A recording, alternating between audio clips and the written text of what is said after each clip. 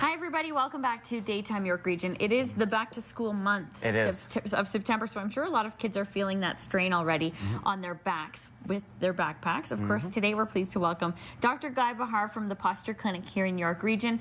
And Dr. Bahar, we're noticing that a lot of studies now are showing that kids are not using their backpacks correctly. Improper backpack use. That's correct. I thought, how can you use a backpack wrong? But well, apparently... that's the thing. There's so many things to think about when it comes to wearing backpacks because it's just something people just throw the books in and sling it over the shoulder. And in fact, this is Backpack Safety Month, the return back to school. Perfect. Yeah. So this is why we're promoting learning the right techniques on how all the things that we can do to avoid some injuries. Okay. Well, whenever you hear Dr. Bahar, you're always talking about FHP, forward head posture. That's correct. You always hear about the BlackBerry causing the forward head posture. Same true for the backpack? Absolutely. See, when kids are going back to school, the key things that we're dealing with is anything that's going to draw our bodies forward. So improper backpack techniques is also going to be responsible for causing kids to start to slouch forward, especially if they're going to be carrying these things for hours. I've seen that exact pose.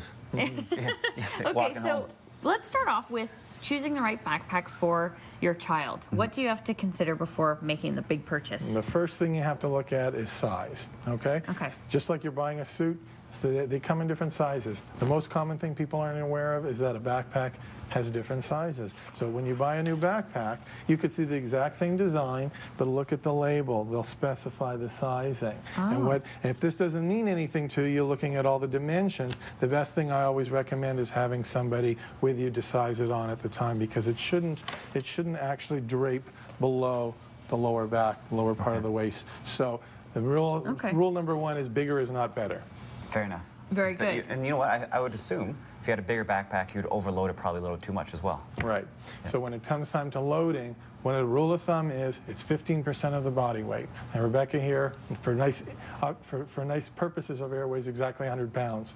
That means we got 15 pounds to load would be the appropriate weight for that. Which is a good rule of thumb. And now, when it comes to actually putting the stuff in the bag, there's a proper way to do it. You don't just shove everything in and off you go. Exactly. When you want to keep your center of gravity and your posture straight, it's important to keep the heavier items closest to the body. Just like bad leverage. The further away from the body, the more it will tend to pull you in the wrong direction. So when it comes time to loading, always take the heavier textbooks and put them at the front by the straps over here, closest to the body, and the lighter, flimsier, lighter books will be at the back. Notebooks and stuff and pens will go towards the back. I don't miss those days at all, carrying those notebooks around.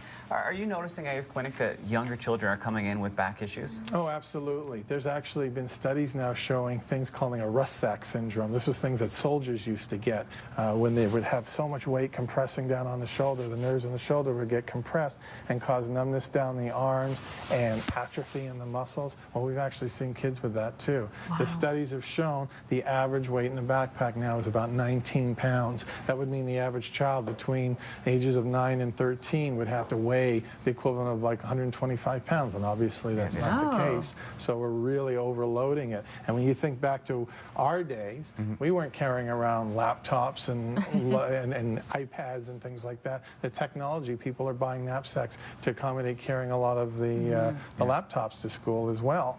Now, when it comes to fitting Rebecca and putting the backpack on, can you show us the proper way to wear it and adjust the straps so that it fit better? Sure. So the key thing is when it's time to do the actual lifting, there's proper techniques. Always remember, first thing when you're looking, get straps that have really good padding. And you're always going to use 2 straps because this is what's going to bear the load. So pick it up always with 2 hands. That is a heavy backpack. This is 15 pounds weight out exactly, so you can appreciate that. Okay. See, one shoulder at a time, and the key thing is once you've got it, always use the straps inside so you can pull it. And another rule of thumb is wear it high and wear it tight. So don't let it slouch down past that lower part of the back. And always use both straps. Now, the slinging over the one strap. I did everything wrong we as a child. wore the one strap when we were a kid, right, I loved rocking it low because I thought I was cool with one strap.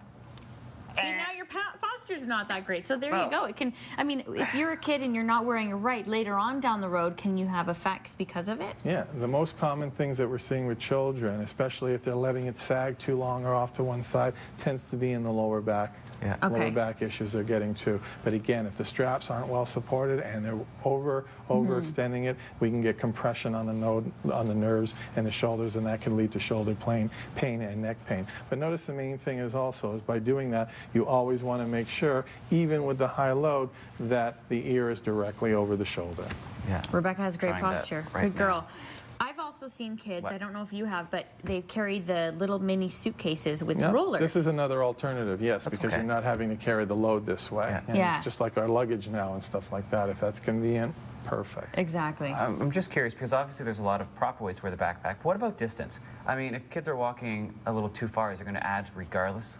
Yeah, exactly. Like as I said, there's the same principle as if there's too much things that you have to carry. Obviously, the longer the time and the greater the load, it's the cumulative effect that you have to concern yourself with. So a rule of thumb is take what you absolutely need. Yeah. Okay, so what are some of the things parents can do to prevent or even detect that their kids might be taking on too much? Okay, the first thing you want to look for is always study their profiles. If you notice them when they're walking and they tend to be leaning forward, just demonstrating all hunching forward like that, then you know that, okay, the bag's probably too heavy and they're having to compensate that way. And I always say, just hand over hand is the easiest, quickest test you can do. Just look at the center of the ear, look at the center of the shoulder, and if your hands are more than 1 inch, 2 inches apart, we know that there's already a postural indication that there's stress on the body.